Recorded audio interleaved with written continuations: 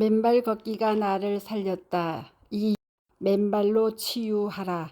현장의 감동과 환호. 5장 근골격계 질환도 맨발로 눈 녹듯 해소된다. 대퇴부 골절상 후유증을 10일의 맨발로 극복하다. 2019년 9월 4일 김액수숙. 맨발 걷기 숲길 힐링 스쿨을 알게 된 지 열흘 만에 이런 아침 편지를 쓰게 되다니 참으로 감격스럽습니다. 저는 만 64세의 주부입니다. 지난 2017년 4월에 불의의 사고로 다리 대퇴부 골절상을 입고 꼼짝달싹 못한 채 한 달여를 병원에서 간병인의 도움으로 지냈습니다. 이후 2달여 재활 치료를 받는 동안 저의 나날은 참 답답했습니다. 항생제와 진통제로 소화기관은 엉망이 되고 고밀도 수치는 마이너스로 바닥을 향하고 있었습니다. 1년여를 겨우 스틱에 의지하여 걷고 또 걸으면서 그래도 이만하니 다행이다 되낼 수밖에 없었습니다. 1년 반 후 작년 10월에 철심을 제거하는 수술을 받은 뒤에는 양쪽 다리에 균형이 맞질 않아서인지 수시로 허리가 삐긋하여 며칠씩 누워 지내야 하는 날이 반복되었습니다. 그러던 어느 날 습관처럼 동네 그린 공원을 남편과 함께 산책하는데 친구에게서 전화가 왔습니다. 어싱이라는 것을 들어본 적이 있느냐고 말이죠. 금시초문이라 했더니 지구 표면에 발을 닿게 하는 것, 맨 땅에서 맨발로 걷는 것이라 했습니다. 그때 저는 정형외과에서 추천한 고급 깔창을 깔고도 살얼음 뒤뜻 걷고 있는 중이었지요. 사고의 트라우마에서 벗어나지 못한 채 말입니다. 그런 제게 어싱이라니요. 친구야, 난 그런 위험한 일은 할 수가 없을 것 같구나. 또다시 다치거나 찔리거나 하고 싶지 않아. 그러는 제게 남편은 슬그머니 제안했습니다. 안전한 공터에서 한번 벗어보자고요. 이튿날부터 15분씩 살금살금 맨발 걷기를 시작하니 신기한 일이 일어나는 거예요. 나갈 때는 기운 하나 없이 걸어갔는데 조금 살만해져서 다시 공원을 내려오는 컨디션의 변화를 발견하게 된 것입니다. 신발 하나 신고 벗은 차이의 확연함에서 한 줄기 희망을 발견한 후 맨발 걷기에 좋을 만한 바다로 몇 차례 여행을 떠났습니다. 뜨거운 여름 해변을 맨발로 걸은 지난 8월 23일 밤 TV 앞에 앉아있는 저에게 서재에 있던 남편이 하루 일찍 나왔다는 매경 인터넷 기사를 A4 용지로 출력해서 가지고 나와 말없이 제게 건네주고 갔습니다. 무심히 바라보니 회장님의 발바닥 클로즈업 사진이 있었고 데모산 기사가 한눈에 들어왔습니다. 이거네, 바로 이거야. 내일 당장 가봅시다. 그렇게 해서 달려간 대모산 맨발 산행에서 저는 맨발 부대원들의 기쁨에 찬 모습에 한번 숱한 사연을 안고 찾아와 단 몇 개월 만에 호전되고 있다는 승전보에 또 한 번 자상하고 세세하게 한 사람 한 사람을 살펴주시는 회장님과 임원분들의 열정에 다시 한번 놀랬습니다. 본격적인 맨발 걷기 열흘 만에 1. 단잠으로 통잠으로 자게 되었고 2. 발목에 힘이 붙기 시작하였고 3. 슬리퍼 없이 강화마루를 걷고 있었고 4. 늘 기운 없던 제가 활기가 생겼고 5. 무릎 통증이 많이 사라졌고 6. 머리가 맑고 기분이 맑아지므로 내일이 기다리게 되었음을 고백합니다. 어제는 가족 톡방에 쌍둥이 외손자들이 모래밭에서 뛰노는 사진이 올라왔습니다. 이번 추석에는 아들, 며느리, 손자와 함께 맨발 걷기를 시도할 꿈이 생겼습니다. 아주 사소한 우연 같은 섭리로 신문기사 한 면이 제 일상에 들어와 만남의 축복을 누리게 됨에 감사합니다. 그리고 고맙습니다. 무비용의 맨발 걷기 운동이 저에게까지 전해지도록 매일매일 꼼꼼히 일지를 챙겨 보내주시는 회장님께 깊은 감사를 드립니다. 무릎, 손, 어깨 관절의 염증과 통증이 깨끗이 나아지다. 2018년 12월 5일 강남의 이예정. 좋은 아침입니다. 제가 맨발 걷기 숲길 힐링 스쿨의 회원임을 영광스럽게 생각하면서 그동안 맨발 걷기 하면서 저에게 생긴 놀라운 치유의 변화를 회원 여러분들과 함께 공유하고 싶어 이 아침 편지를 씁니다. 저는 몸의 대들보인 허리, 무릎, 어깨, 손, 관절 등 골격계의 골조가 선천적으로 약했습니다. 그런 와중에 5년 전인 2013년에는 무릎 연골 파열이 발생해 시술을 받게 되었습니다. 골조 개통의 시술과 수술은 누구라도 신중히 생각하겠지만 저 역시 오랜 시간의 고심 끝에 시술을 받기로 결정했습니다. 그리고 걱정했던 대로 결과가 좋지 않아 고생을 엄청 많이 했습니다. 단순히 회복이 늦어지는 줄만 알고 의사 선생님의 처방대로 걷기 운동과 무릎 펴기 운동을 열심히 했습니다. 하지만 여전히 제 무릎은 뻑뻑하고 통증이 심해서 걷기조차도 힘들어 겨우겨우 절뚝거리며 걸었습니다.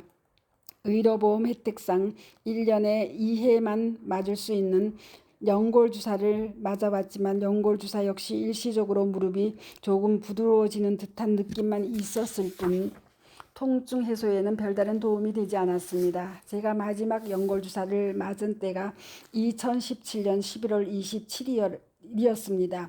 올해 2018년 6월 초쯤 연골주사를 맞을 시기가 되었지만 그때 저는 시골에 갈 일이 많아서 주사 맞으러 갈 시간이 없었어요. 불편한 다리로 시골을 다니면서 병원 갈 기회를 차일피일 미뤘죠. 그러던 7월 초부터 전부터 벼르든 맨발 걷기를 실천해 보았습니다. 땅만 쳐다보면서 걷는 맨발 걷기를 해보니 왠지 모르게 기분이 상쾌하고 좋아졌어요. 당장 아무 변화를 못 느껴도 그 기분, 그 좋은 느낌만으로 양재천의 그 숲길을 또다시 찾아가게 되더라고요. 그런데 맨발 걷기를 한 지 5일째 되는 날 아침 잠자리에서 일어날 때였습니다. 그동안에는 관절염을 앓던 탓으로 이불을 들추는 제 손이 아침마다 뻑뻑하여 잘 펴지지도 않았는데 이번에는 제 손이 한 번에 아주 부드럽게 확 펴지는 순간이었어요. 순간 어떻게 이럴 수가 있지? 라고 하면서 그냥 지나쳤는데 다음날 아침에도 또 그렇게 느껴졌습니다. 그 다음날 아침에도 똑같은 놀라운 현상이 계속되었어요. 그러다 걷기 8일째 되는 날 아침에는 그렇게 뻑뻑하던 손이 갑자기 부드럽게 잘 펴지는 현상에 대해 골똘히 생각하게 되었어요. 병원 다녀온 것도 아니고 약을 먹은 것도 아니고 주사를 맞은 것도 아닌데 벼랑간 손가락이 왜 이렇게 부드러워진 것이지? 요새 내가 뭘 먹었나? 하는 순간 제가 요즘 맨발 걷기를 하고 있다는 생각이 스치는 것이었어요. 그렇다면 맨발의 효과가 그렇게 반신반의하는 순간 저의 무릎도 부드러워진 사실을 알게 되었습니다. 어깨 통증으로 잘 안 올라가던 팔도 부드럽게 올라가고 회전이 잘 되는 것도 깨닫게 되었습니다. 손의 관절들, 무릎, 어깨의 문제점들이 한꺼번에 좋아진 것을 알게 된 순간, 이게 맨발의 효과라는 것을 깨닫게 되는 순간 저는 정말 이루 말할 수 없는 기쁨과 신기함에 뛸 듯이 기뻤습니다. 진작 알았으면 얼마나 좋았을까 하는 안타까움까지 들었지만 지금이라도 이렇게 맨발 걷기를 알게 되어 얼마나 고맙고 감사한지요. 병원에서도 고칠 수 없는 골격계의 병들이 저는 단지 맨발로 걸어 좋아진 것이니 저에게 마치 기적이 일어난 것만 같아요. 그렇게 맨발의 효능과 원리를 궁금해하던 차에 지난 여름 어느 날 양재천 숲길에서 한 친구로부터 대모산의 맨발 걷기 숲길 힐링 스쿨에 대해 듣게 되었습니다. 그리고 그 다음 토요일 바로 동참하게 되었습니다.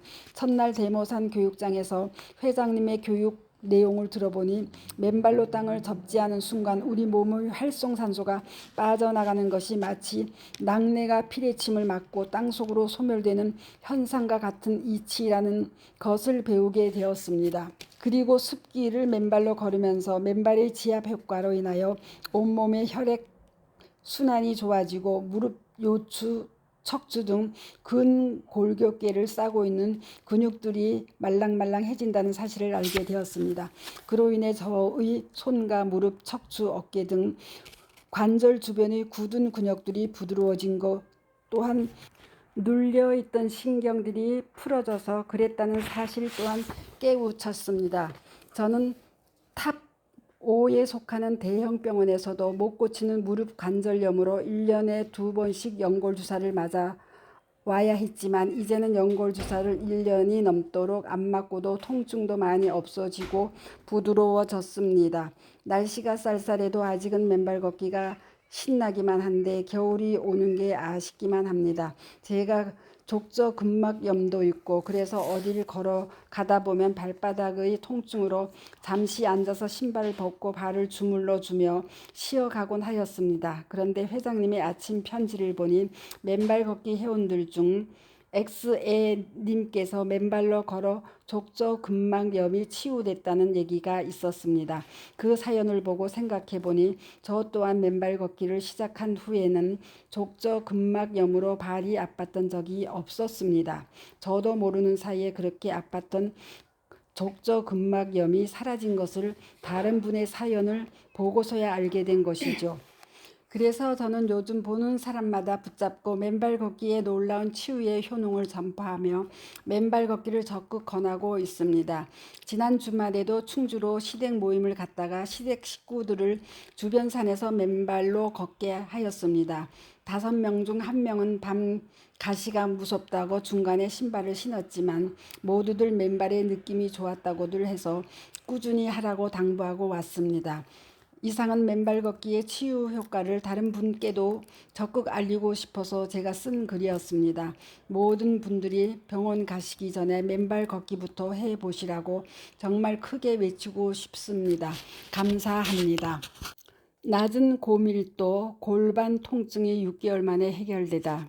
2021년 9월 29일 향산공원 엄X자. 저는 67세이며 하루에 맨발 걷기를 8,500보 정도 합니다. 고밀도 검사를 한 병원은 XX 정형외과로 진단 결과를 설명해 드리겠습니다.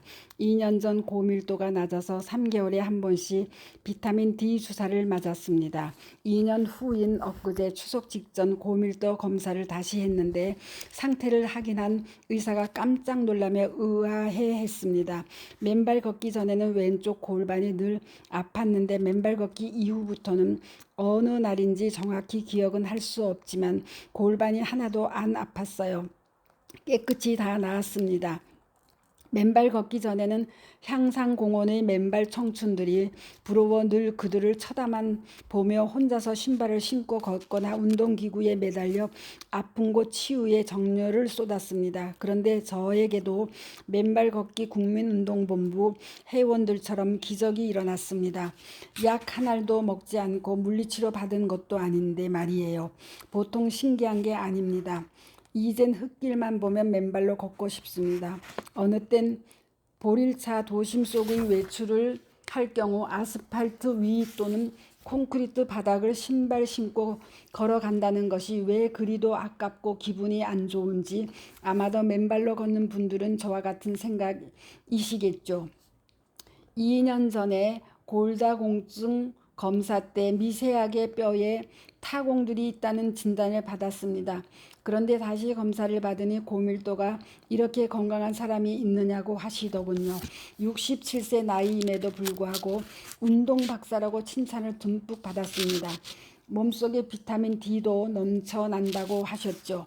나이가 어디로 가셨나요? 하시며 저를 어찌나 기분 좋게 해주시는지 계속 큰 기쁨이 가라앉지 않았습니다. 무엇보다 제일 먼저 이 소식을 저에게 맨발 걷기를 소개해 준 황엑수숙 이사님께 알리고 싶었습니다.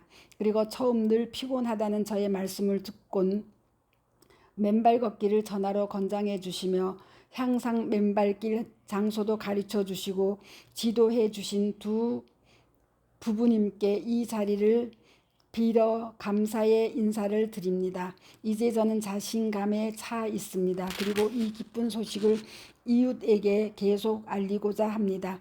이토록 중요한 건강 정보가 이 세상에 정착되도록 여러 권의 책으로 강의로 애쓰시는 박동창 회장님께 감사드립니다. 스토리양입니다. 감사합니다. 좋은 주말 되십시오.